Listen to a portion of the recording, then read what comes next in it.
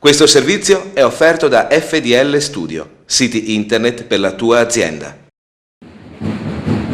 Il mese di giugno riporta a Montagnana il clima del Paglio, con tutti gli eventi preparatori che condurranno la comunità del Montagnanese all'evento finale, il primo fine settimana di settembre. Quest'anno, il 2011, sarà l'anno della 35esima edizione del Palio dei 10 comuni del Montagnanese. L'apertura di questa manifestazione di solito viene sempre fatta con la rappresentazione del giuramento. Quest'anno verrà fatto a Montagnana il giorno 6 di agosto. La manifestazione continua con il 20 di agosto con l'attenzione degli arcieri. L'attenzione degli arcieri quest'anno viene svolta a Migliadino San Fidenzio. Sabato 27 agosto, inaugurazione della mostra del pittore del Paglio, il maestro Matteo Massagrande.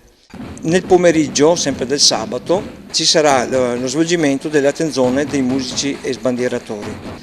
La domenica 28 vedrà a Santa Margherita d'Adige l'attenzione dei musici sbandieratori Memorial Pietro Manfrini. Come l'anno scorso, il weekend del Paglio sarà caratterizzato da 2 distinte manifestazioni, scelta che favorisce ulteriormente la crescita turistica della città murata. Il clou si apre il venerdì 2 di settembre nel vallo di Porta Padova, dell'allestimento del campo militare, e ci sarà la cena medievale in piazza sempre qui a Montagnana. Un grosso avvenimento viene rappresentato sabato 3 di settembre, la battaglia in cui è stato distrutto nel 1242 Montagnana con incendio finale della Rocca. È la terza volta che la proponiamo. È un avvenimento che ha riscosso parecchio successo. Di norma l'incendio della Rocca veniva fatto al termine della manifestazione del Paglio stesso, però si è pensato di conglobare questo avvenimento con un avvenimento vero e proprio, quindi creando il sabato sera un qualcosa di diverso.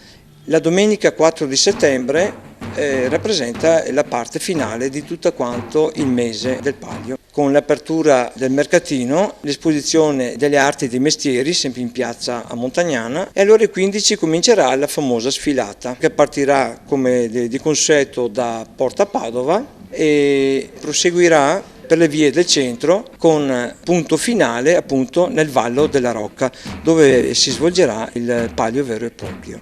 Il Paglio di Montagnana è unico nel suo genere sia per l'ambientazione spettacolare che offre la città di Montagnana, ma anche per le regole tecniche. A parte le regole naturalmente che dettano lo svolgimento stesso, quello che differenzia dagli altri è proprio la costruzione del campo di gara. Non è un anello rotondo come lo vediamo in altre occasioni, ma si svolge su una pista che ha 2 curve a 180 gradi proprio ai lati, quindi il cavallo viene mandato alla massima corsa nel tratto rettilineo e poi nelle curve è quello che lo porta al massimo sforzo, naturalmente cavallo e anche fantino.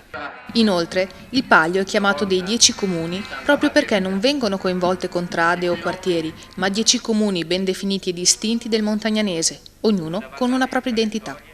Abbiamo un gruppo composto da 10 comuni e non da borgate. Qui sta anche la difficoltà di condurre questa manifestazione appunto per i campanilismi che si vengono a creare tra i vari comuni. Non sono borgate come per esempio può essere Ferrara, può essere Siena, ma il Paglio di Montagnana è appunto un paglio di 10 comuni. Naturalmente ogni paese porta la sua caratteristica, per esempio il comune di Urbana, il gruppo caratteristico predominante sono i popolani. San Fidenzio con la basilica che aveva a suo tempo, i frati, naturalmente il clero, Montagnana essendo anche capoluogo ai nobili, e Masi per esempio che era vicino al fiume, a pescatori e via dicendo. Le persone coinvolte nella manifestazione vera e propria si aggirano attorno al migliaio. A questa associazione fanno capo 10 comitati, ogni comune in pratica ha un suo comitato interno, ogni paese in pratica ha un suo nucleo che fa capo naturalmente all'associazione centrale. Il comune vincitore del Paglio si aggiudica il Pallium, ovvero un dipinto di grandi dimensioni realizzato da un artista contemporaneo di assoluta notorietà e quindi di notevole valore economico. La regola vuole che il pittore doni al Comitato Paglio la sua opera, in cambio di una mostra personale, e quest'anno questo onore è toccato a Matteo Massagrande. Con la stessa modalità è realizzato il drappo del gonfalone, ovvero il dipinto di medie dimensioni creato per la gara della Corsa del Gonfalone. Questo riconoscimento, quest'anno, è stato realizzato da Giampiero Baldin. Il fantino che si aggiudicherà la corsa avrà invece in premio un grande mantello rosso scarlatto. Ora, al Comitato Palio 10 Comuni e a tutti gli organizzatori, non resta che immergersi nuovamente nella grande storia del Palio per la 35esima volta. Non posso far altro che invitare chi non ha mai visto il Palio per vedere e rendersi conto di che cos'è, chi l'ha già visto per venire a vedere le differenze. L'invito è quindi aperto a tutti, montagnanesi e non, dal 6 agosto all'11 settembre nella città murata, per un mese cuore pulsante di un evento rievocativo senza precedenti.